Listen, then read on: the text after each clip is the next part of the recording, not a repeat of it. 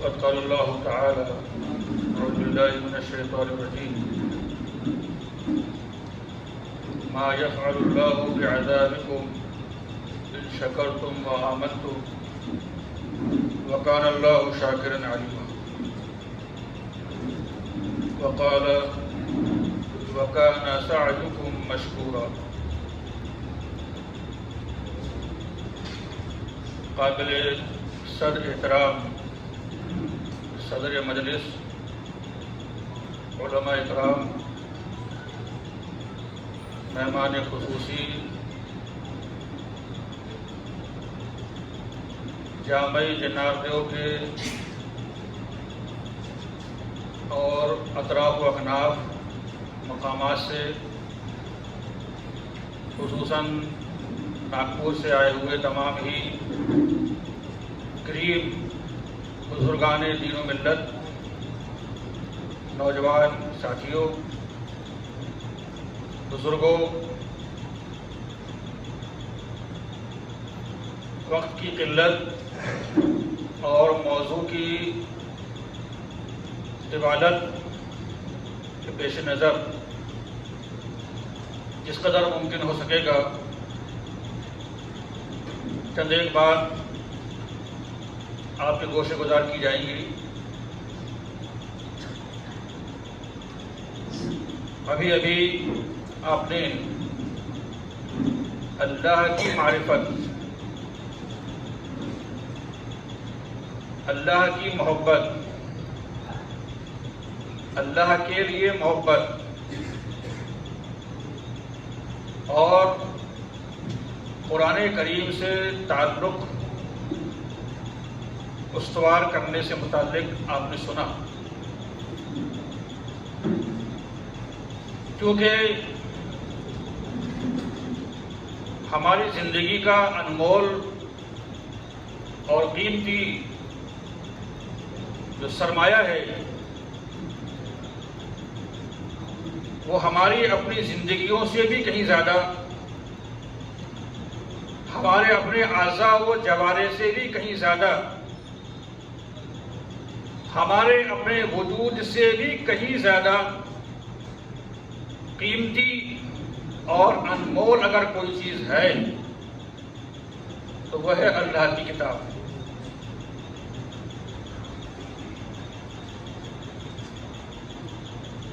اسی کتاب سے متعلق اور اسی کتاب کے اندر بیان کردہ کچھ الفاظ، کچھ رموز سے متعلق آج اور آپ باتیں سنیں گے. ترجمہ آیت پاک کا اس طرح ہے: ما یفعل اللہ بعذابکم ان شکرتم وآمنتم. لوگوں، اللہ تم کو عذاب دے کر کیا کرے گا؟ اس سے یہ بات بالکل واضح ہے کہ اللہ کی مرضی، اس کی منشا اور اس کے ارادے اور مشیت میں یہ بات بالکل بھی شامل نہیں ہے کہ بندوں کو وہ یوں ہی عذاب دیتا رہے. ان شکرتم وآمنتم، عذاب نہ دینے کی دو باتیں، دو ذریعے اللہ رب العالمین نے یہاں بیان فرمائے ہیں. یوں تو اور بھی اسباب ہیں. ان شکرتم وآمنتم، اگر تم شکر گزار بندے بن جاؤ اور ایمان کے ساتھ رہو. یہاں نقطہ اور پوائنٹ یہ ہے کہ اللہ تعالیٰ نے شکر گزاری کا تذکرہ پہلے کیا ہے اور ایمان کا تذکرہ بعد میں کیا ہے. اس کا مطلب یہ ہے کہ شکر گزاری اگر بندہ کر رہا ہے اور ایمان نہیں ہے. بہت سے لوگ ہیں دنیا کے اندر جو خیر کے، بھلائی کے، نیکی کے کام ہم سے آپ سے زیادہ کرتے ہیں، لیکن ان کی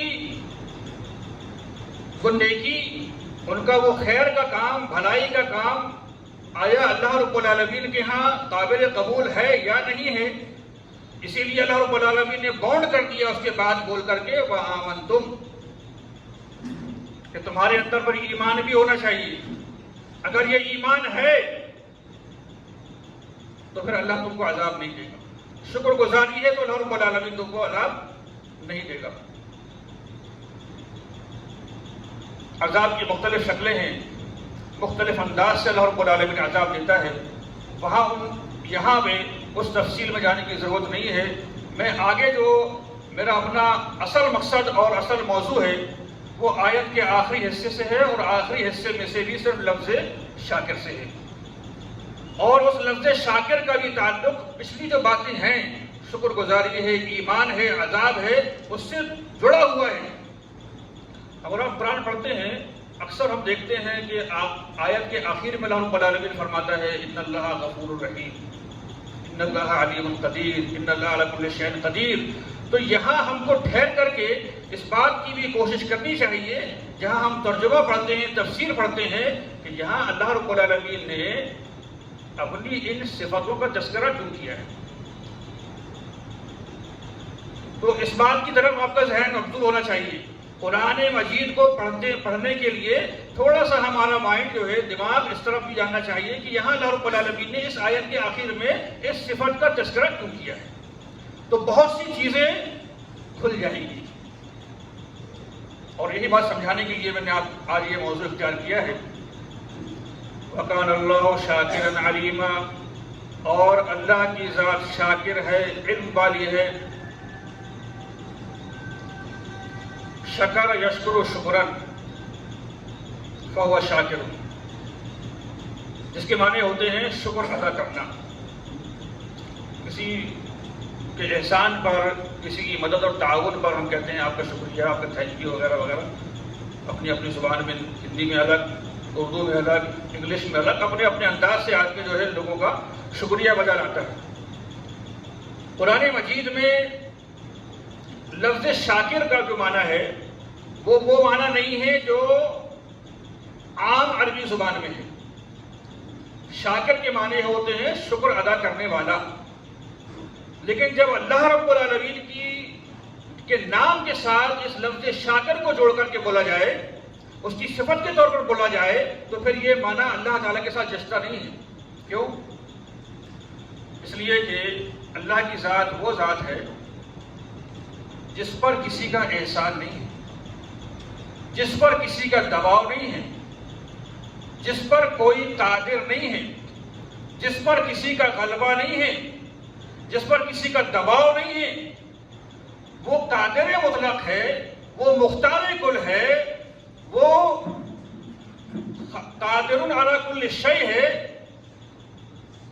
سبوں پر اس کا احسان ہے، سبوں پر اس کا دباؤ ہے۔ تو پھر یہ معنی کرنا کہ اللہ رب العالمین کی ذات کسی کا شکریہ ادا کرے، یہ بالکل مناسب نہیں ہے۔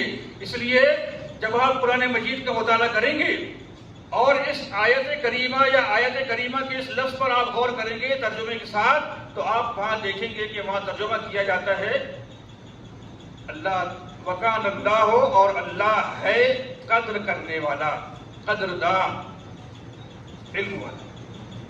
اب یہ لفظ قدردان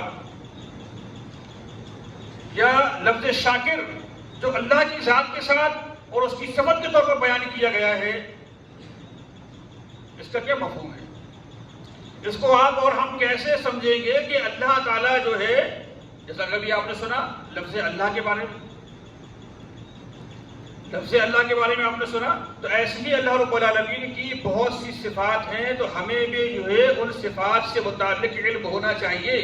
اور میں یہاں یہ بات رکھنا چاہتا ہوں خاص طور پر کہ جس قدر بھی شرک اور بدعات کا سلسلہ دنیا کے اندر قائم ہے، وہ اللہ تعالیٰ کی معرفت حاصل نہ ہونے کی بنیاد پر، اور خاص طور پر اللہ رب العالمین کی جو صفتیں ہیں، صفتیں اس کی میننگ کیا ہے، اس کا مطلب کیا ہے، اس کی طاقتیں ہیں۔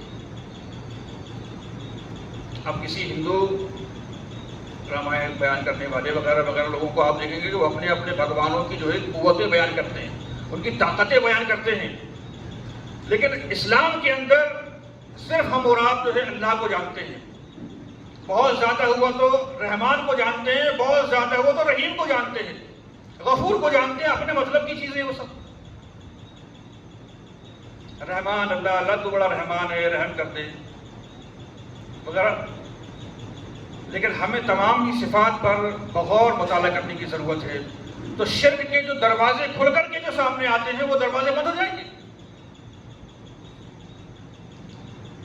ایک آیت کریمہ پہ بات کروں گا. قد سمع اللہ قول التی تجادلک فی زوجها وتشتکی الی اللہ. سمع یسمع کے معنی ہوتے ہیں سننا. آپ سن رہے ہیں، اس کو عربی میں بولتے ہیں سننا.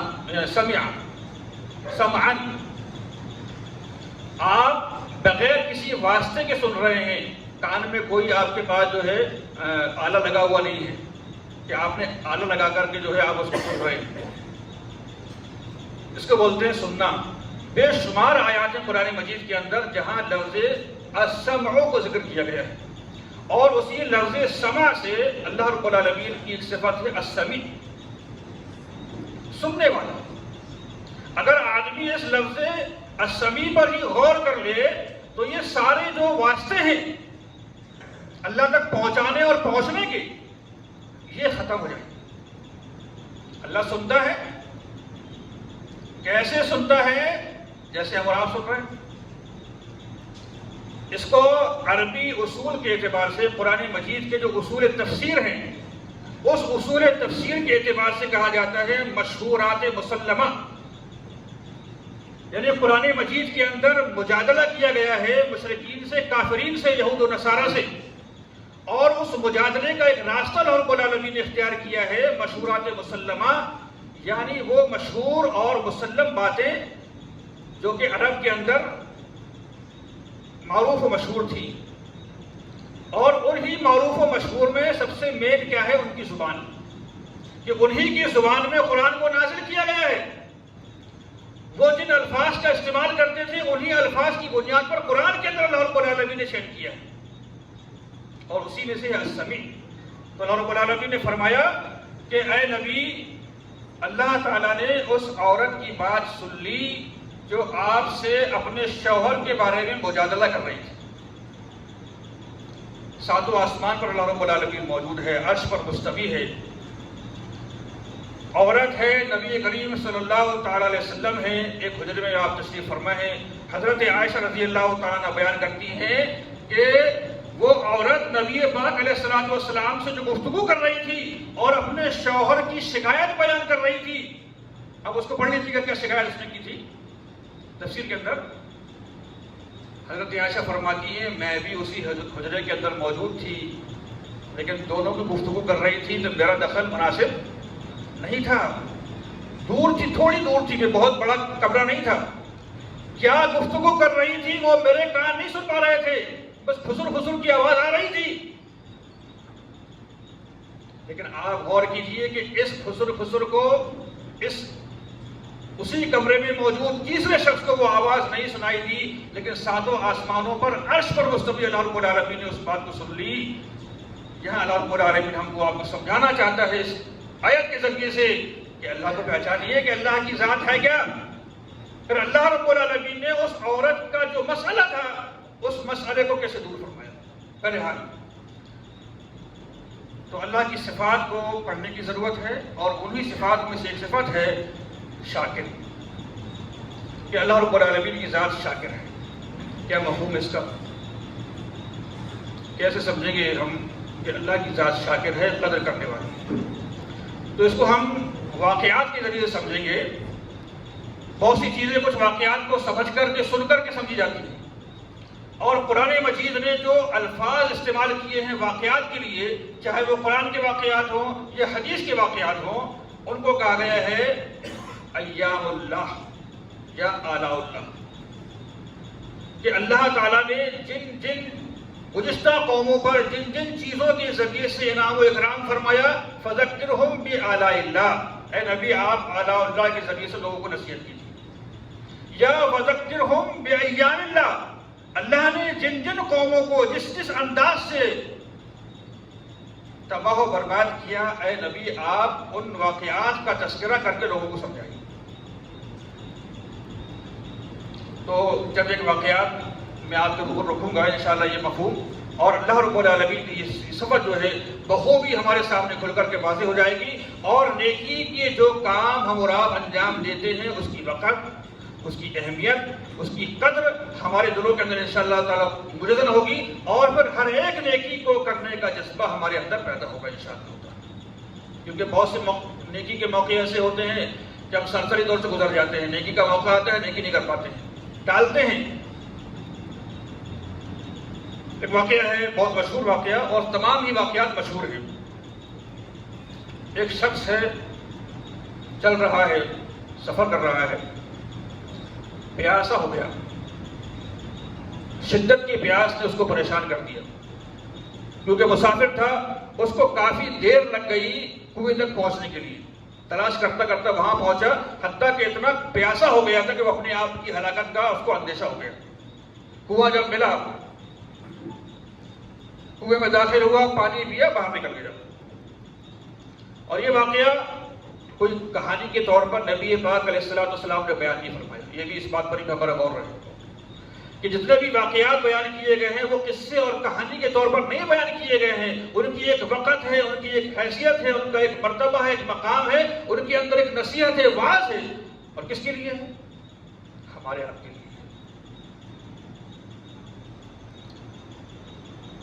باہر نکلا، دیکھتا ہے کہ جو تھوڑی تھوڑی گیلی مٹی ہے، اس مٹی کو ایک کتا جو ہے چاٹ رہا ہے، کھا رہا ہے۔ عام طور پر ہم اور آپ ہوتے پتھر اٹھا کے مارتے کہ کہیں کاٹنے نہ دوڑ جائے، لیکن اس بندہ خدا کے دل میں ایک رحم آیا، اور اس نے یہ بات سمجھا کہ جس طرح سے میں ابھی شدت پیاس سے پریشان تھا، مجھ سے کہیں زیادہ یہ پریشان نظر آتا ہے۔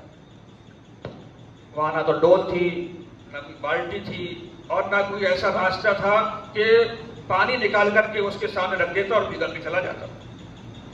کنویں میں داخل ہونا، کنویں سے پھر پانی نکالنا یا خود پانی پینے کے لیے اترنا کتنا مشکل کام ہوتا ہے، لیکن یہ بندہ خدا پھر دوبارہ کنویں میں داخل ہوا، اپنی موزے سے جو ہے اس نے پانی نکالا، اور پانی نکال کر کتے کو پلا دیا۔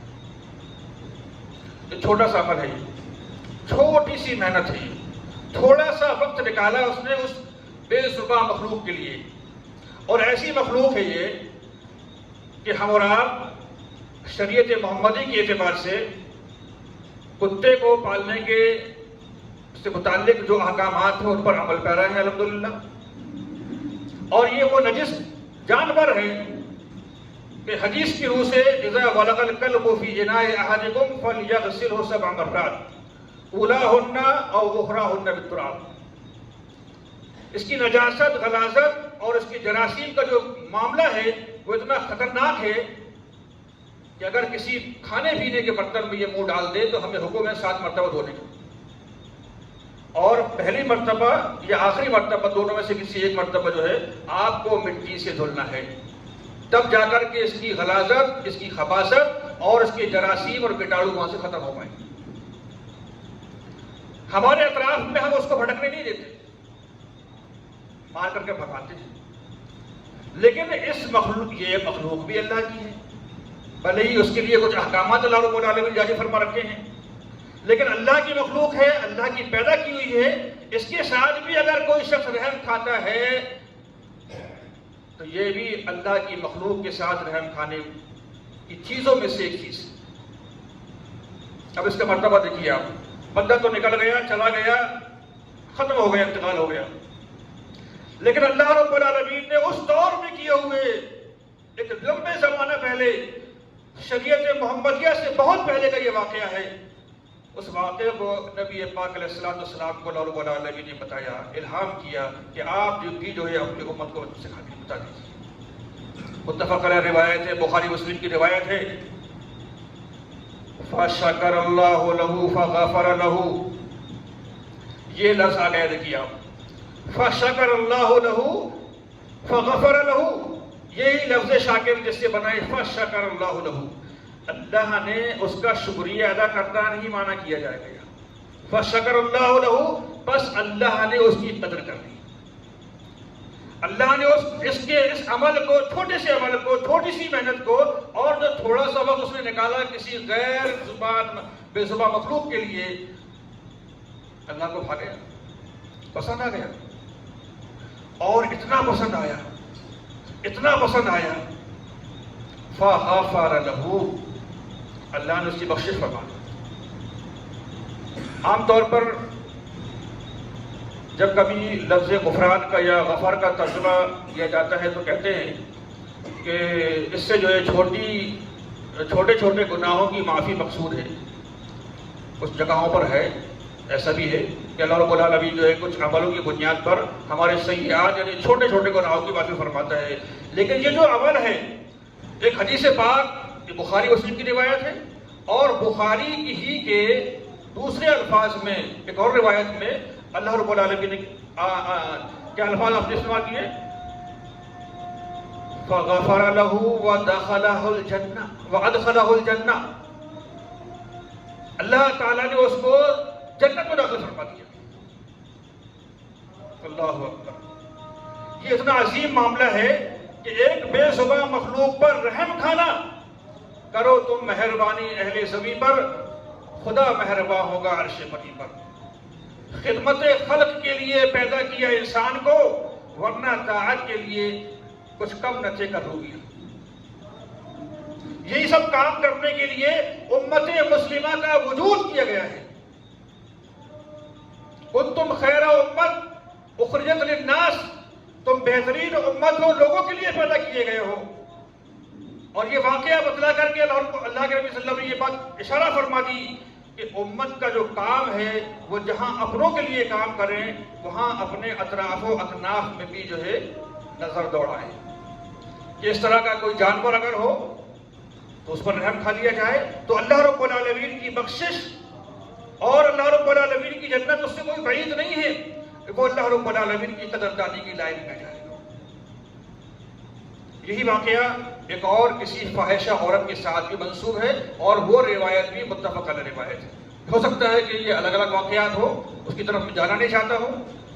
ایک اور واقعہ ہے کہ اللہ کے نبی محمد رسول اللہ صلی اللہ علیہ وسلم نے ارشاد فرمایا، ایک شخص نے راہ چلتے ہوئے نقصان پہنچانے والی ڈالی کو یا درخت کو کاٹ کر کے الگ کر دیا۔ اور شریعت محمدیہ کا بھی ایک اصول حدیث کے طرف بیان کیا گیا ہے کہ ایمان کے 70 سے زیادہ شعبے ہیں، ان میں سب سے اعلیٰ شعبہ ہے لا الہ الا اللہ کا پڑھنا، اور سب سے ادنا جو شعبہ ہے کمتر درجے کا وہ ہے اماطۃ الاذی عن الطریق، راستے سے کانٹے دار چیز کو ہٹا دینا۔ یہ واقعہ بھی گزشتہ امت ہی میں سے کسی فرد کا ہے۔ آپ نے بیان فرمایا کہ اس نے اس کو الگ کر دیا کاٹ پیٹ کر کے۔ تو اللہ رب العالمین نے اس کی بھی مغفرت فرمائی، اور اس کی جو منشا تھی اس پر آپ غور کریں کہ اللہ رب العالمین کی جو منشا تھی، اس بندے کی جو منشا تھی وہ کیا تھی؟ وہ منشا یہ تھی کہ میں اس نقصان دہ اور پریشان کرنے والے درخت کو اس لیے کاٹ رہا ہوں کہ یہ مسلمانوں کو تکلیف نہ پہنچائے۔ اللہ اکبر، یہ جو درخت ہے عام مسلمان آتے جاتے اس سے ٹکراتا ہے تو اس سے تکلیف ہوتی ہے۔ کس کو تکلیف ہوتی ہے؟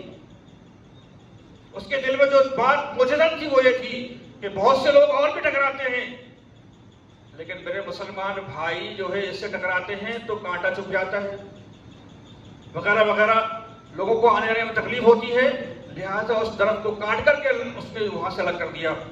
اللہ رب العالمین کو اس کا یہ عمل پسند آیا، اللہ نے اس کی قدر فرمائی، اور اس قدر عظیم قدر فرمائی کہ نبی پاک علیہ الصلوۃ والسلام جب معراج پر تشریف لے گئے، وہاں آپ نے اس کو دیکھا۔ اللہ معراج پر آپ دیکھتے ہیں کہ وہ شخص جو ہے اسی طرح درخت پر اس ڈالی سے اس ڈالی پر، اس ڈالی سے اس ڈالی پر جو ہے کود پھاند رہا ہے۔ کیا معلوم ہوا اس سے؟ کہ عام مسلمانوں کی فکر کرنا، عام مسلمانوں کے تعلق سے تو سوچنا، ان کے بارے میں کچھ محسوس کرنا، کہ ان کو تکلیف نہ ہو، نہ مجھ سے تکلیف ہو، اور نہ ہی جو ہے میں ان کو تکلیف دینے کا کوئی ذریعہ بنوں۔ یہ بڑی عظیم چیز ہے کہ صرف اس ایک کانٹے دار درخت کو کاٹنے کی بنیاد پر اس اللہ رب العالمین کے بندے کو اللہ تعالیٰ نے جنت کا جو ہے حقدار بنا دیا، اور وہ جنت میں جو ہے اسی طرح کے درخت پر اتل کود کر رہا ہے۔ یہاں ٹھہر کر کے میں بولنا چاہتا ہوں، پورے صوبے مدھیہ پردیش یا پورے ہندوستان کا آپ پوری دنیا کا کر لیجیے مطالعہ، ایک مسلمان کا تعلق دوسرے مسلمان سے کتنا گہرا ہے، اور وہ تعلق کی گہرائی کس حد تک ہے میں اس کو اپنے منہ سے بیان نہیں کروں گا۔ ہم اپنے ہی گھر میں، ہم اپنے ہی پڑوس میں، ہم اپنے ہی محلے میں، ہم اپنے گاؤں میں، اپنے شہر میں، اپنے صوبے میں، اپنے ضلع میں اس بات کو بغور محسوس کر سکتے ہیں کہ آج مسلمان کا دوسرے مسلمان کے ساتھ کیا معاملہ ہے، اور مسلمان کو جس کسوٹی کے اندر شریعت باندھنا چاہتی ہے وہ کسوٹی کیا ہے؟ المسلم من سلم المسلمون من لسانہ ویدہ۔ مسلم کی پریبھاشا کیا ہے؟ مسلم کا تعارف کیا ہے؟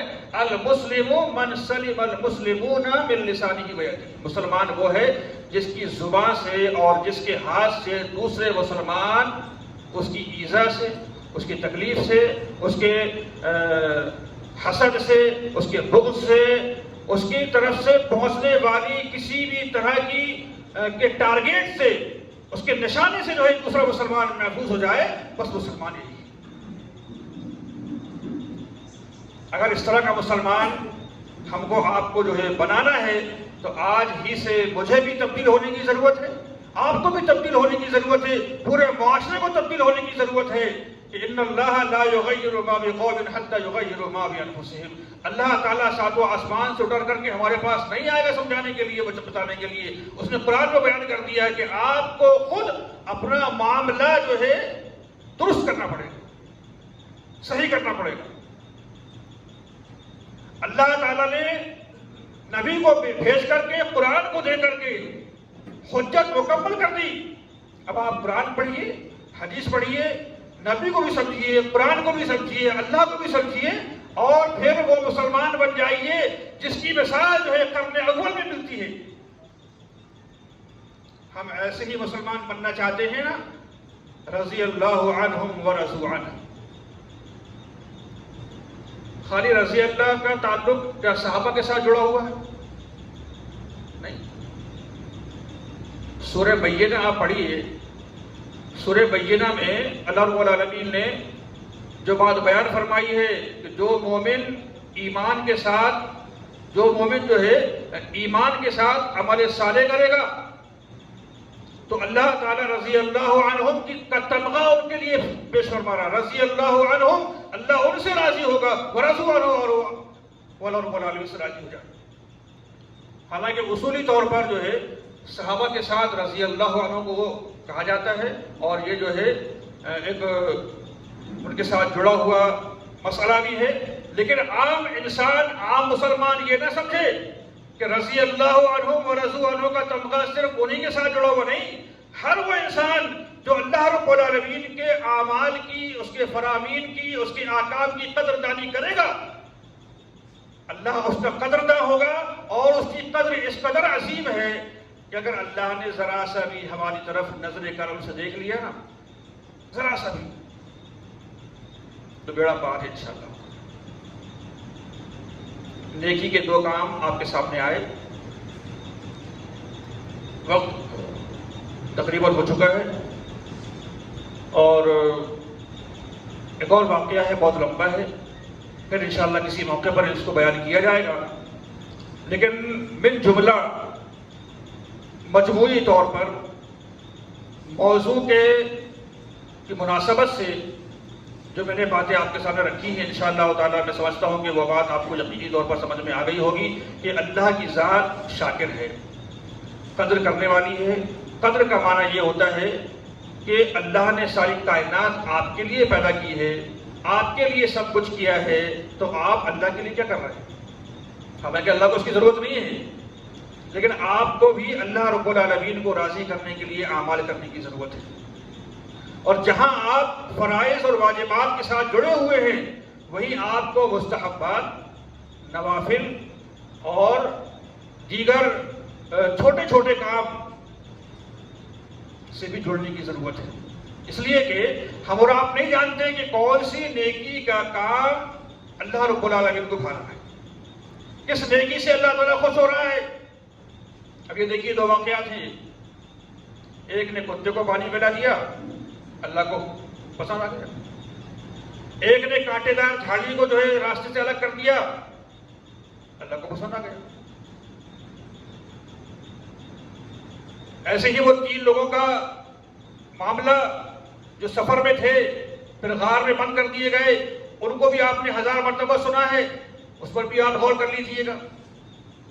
تو یہ موضوع مکمل طور پر آپ کے ذہن میں پیوست ہو جائے گا کہ اللہ تعالیٰ کس کس طرح انسان کی قدر کرتا ہے۔ اور یہ بات یاد رکھیے کہ یہ حادثات، واقعات، ناگہانی آفتوں، اللہ کے عذابوں کا جو سلسلہ جو ایک کے بعد دیگرے جاری ہے، اگر ہم نیکی کے ہر کام کو پابندگی کے ساتھ ادا کرتے رہیں گے، کاربند ہوتے رہیں گے، جو بھی نیکی کا سنہری موقع اور بولالے میں کو عطا فرمائے گا اس پر کاربند ہوں گے، تو ہماری مصیبتیں ٹلتے جائیں گی انشاءاللہ۔ حادثات جو ہم پر آنے والے تھے وہ اللہ رب العالمین ٹالتا چلا جائے گا۔ تو ضروری اس بات کی ضرورت ہے کہ اب آپ جو ہے قرآن مجید کا مطالعہ کریں اور اللہ رب العالمین کی صفات کو بھی جو ہے سمجھنے کی کوشش کریں، اس لیے کہ بہت سی غلط فہمیاں